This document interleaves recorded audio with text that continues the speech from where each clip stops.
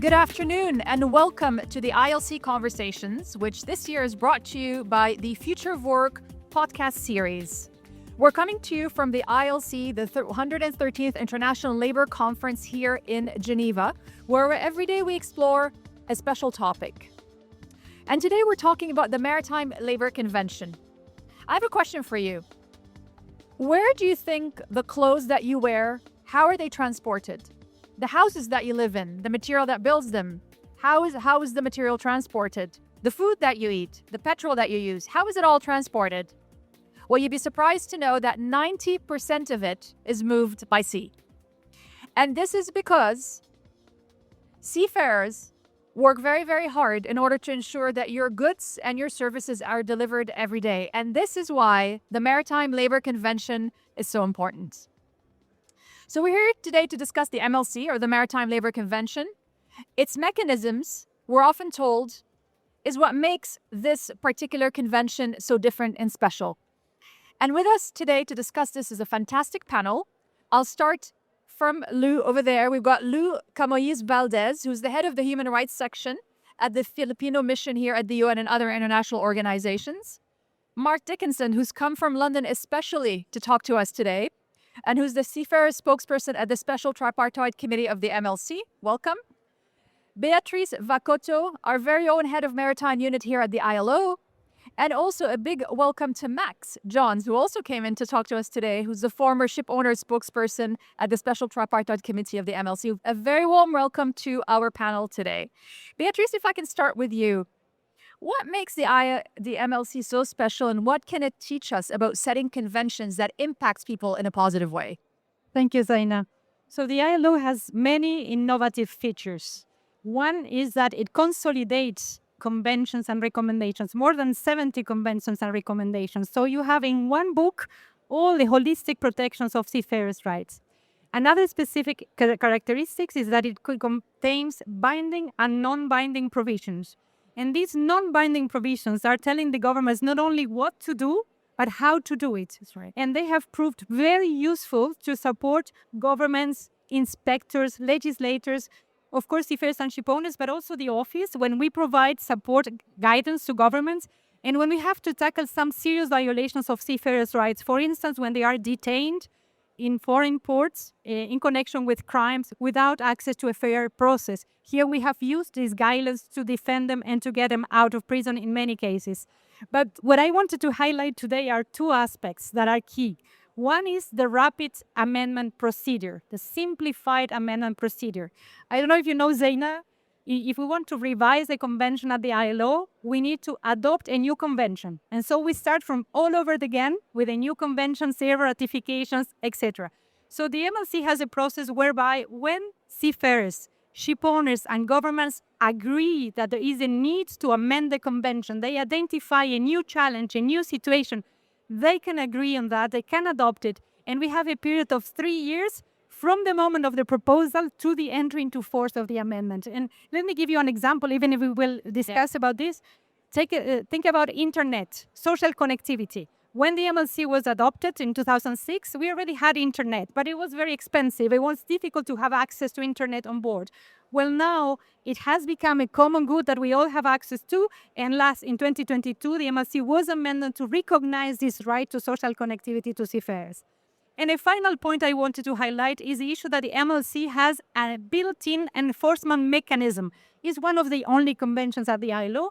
So in addition to the ILO supervisory mechanisms that will review if the convention is implemented or not, this convention has a system of inspection and certification of ships and a dedicated system of onboard and onshore complaints for seafarers. And when a shipowner gets an MLC certificate, it has a benefit. It will be protected against delayed inspections in ports. And these inspectors in port may detain a ship, for instance, if seafarers' wages are not paid. So this illustrates how this system helps the two objectives of the MLC. First, of course, to protect seafarers' rights, but second, and very importantly, to ensure a level playing field for shipowners and to protect, I would say, Max, the good shipowners and the responsible shipowners. Thank you. That's very interesting. And of course, none of this would have been possible without social dialogue. Can you tell us a little bit more about social dialogue, Mark? The role that it's played specifically in making sure that the MLC is so effective, it can be changed or amended quickly, and it can be implemented on the spot. Yes, thank you, Zaina, and thank you, Beatriz, for the background to the MLC. Okay, well, the cornerstone of the MLC is, of course, it's a tripartite development. The instrument was developed through tripartism, but behind that, to get us to that point, we needed social dialogue. The industry, the seafarers represented by the seafarers unions, the ship owners represented by their international organization, have a history of very strong social dialogue. That's driven by the special nature of the shipping industry. It is inherently, and perhaps was, the first truly global industry. The problems it faces are many, and Beatriz has covered some of the more recent ones that continue to bedevil the industry. So solutions to global problems in a global industry need a global context. They need global standards. So we have an understanding across the social partners that there's a necessity for international minimum standards. Now, why is our social dialogue so strong? I suspect, and I haven't checked this with Max, but we have a worry that governments left to their own devices might take decisions that might not be in the best interests of the industry. And of course, sustainability, although that's a word we use a lot today, has always been an issue for a global industry, sustaining its operations. It's so crucial to everything. You highlighted that 90% of everything comes and goes by sea. There's a general lack of understanding about what the shipping industry does and the maritime professionals, the seafarers that work within it. And without the ILO, without the special provisions that we're able to, and mechanisms that we can facilitate in this house for social dialogue, we have a unique body within the ILO that isn't so well known about, the Joint Maritime Commission. Now, that's a bipartite structure. You don't hear so much about it these days. It has a residual role around seafarers' wages, but it was the engine, it was the driving force for the social partners to discuss what was needed in the industry, a level playing field and the ability to adjust standards to meet a rapidly changing industry. And that is what drove social dialogue, that drove consensus around action necessary. And then, of course, we come to the ILO and we want to talk to governments. And that's where the unique and the very strong tripartite structure of the ILO was able to drive us forward on a consensus basis. And of course, achieving the consensus is such a big part of any dialogue, of any convention-setting process. Let's take a real-life example to illustrate to our audiences what we're talking about here. Maybe if I can turn to you, Max. Looking, for example, at the COVID-19 period, how did the MLC, what impact did it have on ship owners and seafarers in general, and specifically during that really critical period where all were affected during COVID-19? Yes, thank you, Zaina. I think the most practical effect was that you still had something to dress and to clothe and to heat. Ships were still going during COVID, and that's what you all remarked. Ships didn't stop. And I think to a large extent that was because of the ILO and the MLC and the social dialogue. Very practically, seafarers would have had the right to leave the ships after a certain period of time. As ship owners, we had great difficulties getting new seafarers on board. So logically, ships would have stopped. And here comes the dialogue. The seafarers came to us, or we came to the seafarers, I don't know who was first, and we said, well, this is a global pandemic, so we have to do something about it. We have seafarers who are trapped on their ships. We have also seafarers who are trapped at home, who can't go to work. And we have to bring this together. And so we talked about it. We found out it made actually sense to continue working, to continue shipping goods. And the roof under which, it was a virtual roof at the time, was actually the ILO. So the ILO facilitated these talks and made it possible. And without the previous years and years and years of social dialogue, it would not have happened. And I can assure you, and Mark said very diplomatically, that we have a long history of social dialogue. Before that, we had decades of fights. seafarers and ship owners, since the 1850s at least, were in continuous fight. And so I think the industry and the seafarers discovered that doesn't make very much sense. And overall, and from the industry side, we want to be profitable. We want to ship goods. We want to make money by the end of the day. And we can only do that when seafarers are actually working on the vessels. And so over the last, say, 40, 50 years, this slowly developed. There was a Convention 147 and others.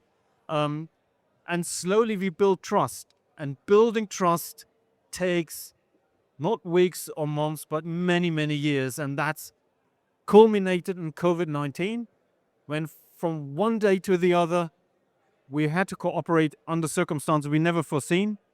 And because we trusted the unions, and I think I can say the unions and the seafarers trusted us that we did our best to liberate them, we finally got to a solution. And I think that's a good illustration for what that meant. And what did you get to a solution for? What was the situation? What were you able to solve as a result during COVID-19? We solved a lot of very practical, hands-on problems, seafarer by seafarer.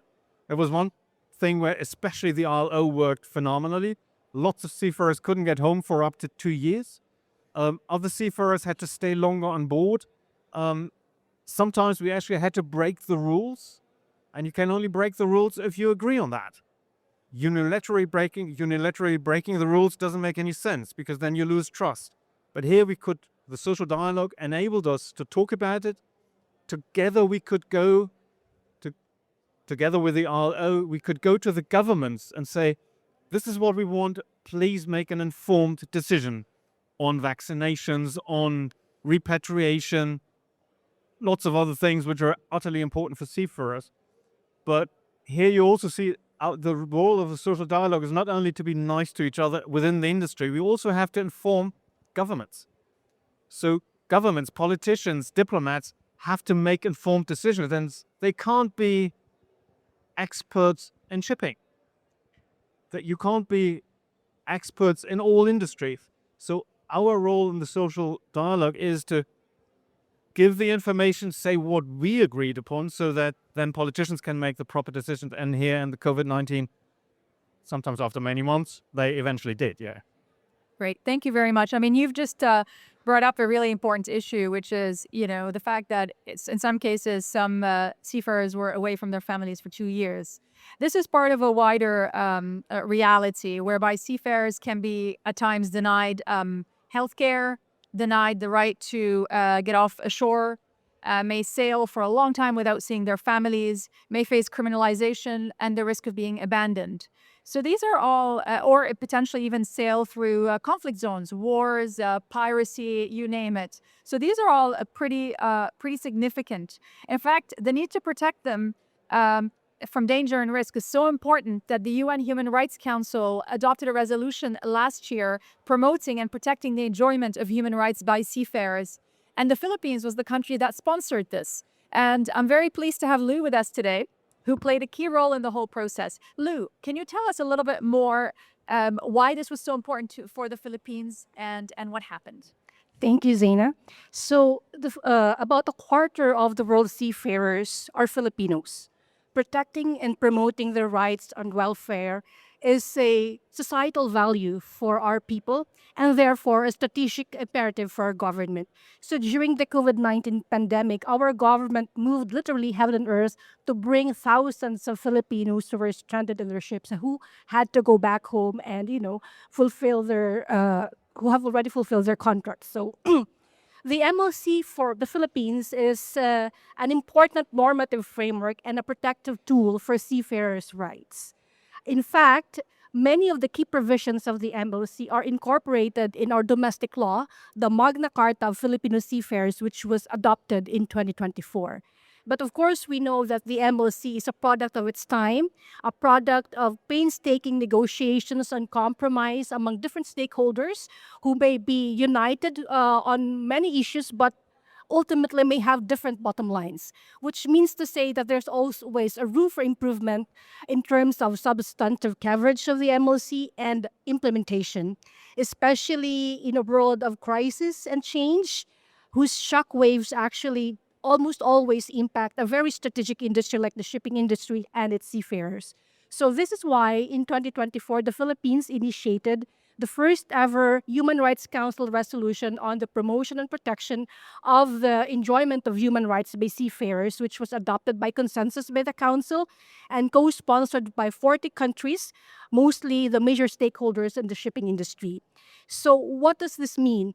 The Human Rights Council resolution, which we initiated, is really our response to the challenges we faced as a government, as the source of majority of seafarers during the COVID-19 pandemic, and more recently to crisis situations that put our seafarers in harm's way. If we recall during the COVID-19 pandemic, while many of us were, ensconced in the safety of our homes watching Netflix and baking cookies and cakes, many thousand seafarers were like abandoned in ships or still serving way after their contract has expired without access to vaccines, medicine, and no contact to family. So this had severe impact on the enjoyment of human rights, particularly the right to health, including the enjoyment of mental health. And of course, we can talk of the normal crises, challenges that they faced in normal situations like unpaid wages, long working hours. So the goal of the resolution was really to put a spotlight on the situation of seafarers during crisis and even during normal times. The resolution recognizes that upholding safe, decent working living conditions at sea is a human rights imperative. And the resolution recognizes the MLC as a fundamental normative framework for advancing the human rights of seafarers, as well as it also urges stakeholders to strengthen collaboration for the more effective implementation of the MLC. So among the key specific provisions that the resolution has is that it draws attention on the need to designate seafarers as essential workers. And it also encourages stakeholders in the industry to advance gender equality and inclusivity in a traditionally male-dominated industry. And finally, we are also looking into the encouragement for shipping businesses. I mean, the whole the industries, the businesses that benefit from shipping to uphold their corporate responsibility to respect human rights. And as a follow-up, the Philippines will organize an international conference on seafarers' safety, well-being, and human rights in September 1 to 3 in Manila. You're all, of course, invited. And one of the main topics for discussion is the implementation gaps of the MLC, especially in the context of crisis situations, including unlawful attacks against the safety of maritime navigation, natural disasters, and of course, in the context of just transition as the shipping industry decarbonizes and shifts to newer technology, new fuels. So for the Philippines, the MLC is a living document that will always guide stakeholders' collective efforts to give seafarers their due in terms of rights and dignity. Excellent. Thank you. And congratulations to the Philippines on this. But as you've rightfully said and pointed out, that it is a work in progress. It's not perfect. And I'd like to come back to the ILC conference here in Geneva, because last week the conference approved a number of amendments to the code of the MLC, including with an overwhelming majority, including some really important ones. I'd like to ask, maybe we can start with Mark, but really very briefly, in like literally the two main reasons why it's so important, the changes that have been made, the amendments to the right to shore leave fair treatment, very briefly. Okay, well, just let me highlight a couple of the outcomes that I find particularly important. Given that we've been talking about COVID-19, shore leave was a big issue that seafarers were denied shore leave. Lou's mentioned that, Beatriz has mentioned that, Max also too. So we moved an amendment to Regulation 2.4, which our expectation is that will improve adherence to the provisions in the MLC to guarantee shore leave for seafarers. I mean, they need it for their own well-being, to get a break, to go ashore, have a rest. But importantly, and this was revealed during COVID, access to medical and emergency dental care. That's really, really, really important. And the second one I'd like to mention, I think Beatriz again mentioned, or Max mentioned, criminalization. My union that I represent was created in 1857 for two reasons, but one of the reasons was criminalization. So all those years ago, seafarers are still being criminalized today. Now, as an industry, under the auspices of the ILO and the IMO, the International Maritime Organization, we've adopted now two sets of guidelines for governments as to how to treat seafarers in two scenarios: in the scenario of a maritime accident and in the scenario of alleged crimes that they may have committed. And those guidelines set out the fundamental rights of the seafarers to protect access to a fair process, to fair treatment. Both those guidelines are now mentioned in the mandatory part in Code A of the Maritime Labour Convention, which means that member states will be required to take those guidelines into due account. So another step forward towards advancing fair treatment for seafarers, really important in today's industry. Indeed. Thank you very much. And Max, violence and harassment, also briefly, please. Yes, I'll try that very briefly. A very important issue indeed. We have dealt with the issue for quite a number of years, but we felt it's the time to enhance it. And I think the ILO did also very important work here. There's a convention for ILO aficionados, C190, which deals with the issue, and we had to implement, and we wanted to implement that into the MLC. What does it mean? We have a very specific work environment.